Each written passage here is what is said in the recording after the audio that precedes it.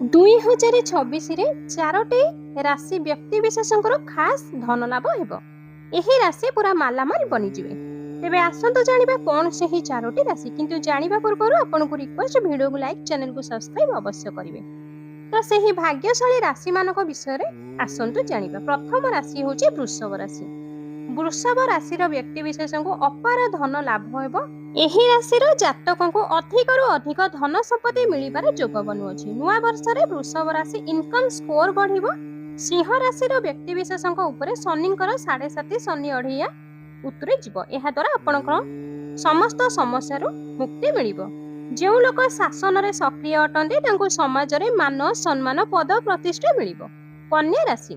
କନ୍ୟା ରାଶିର ବ୍ୟକ୍ତି ବିଶେଷଙ୍କ ପାଇଁ ନୂଆ ବର୍ଷ ବହୁତ ଭଲ ରହିବ। କ୍ୟାରିୟରରେ ନୂଆ ନୂଆ ମୌକା ମିଳିବ। ଯଦି ଆପଣ କୌଣସି ବେପାର ବିଜନେସ୍ ପାଇଁ ଯୋଜନା ନୂଆ କରି ଆରମ୍ଭ କରିବାକୁ ଚାହୁଁଛନ୍ତି ତ ଆପଣଙ୍କୁ ସେଥିରେ ସଫଳ ମିଳିବ। ଆପଣଙ୍କର ଇନକମ୍ ବଢ଼ିବ।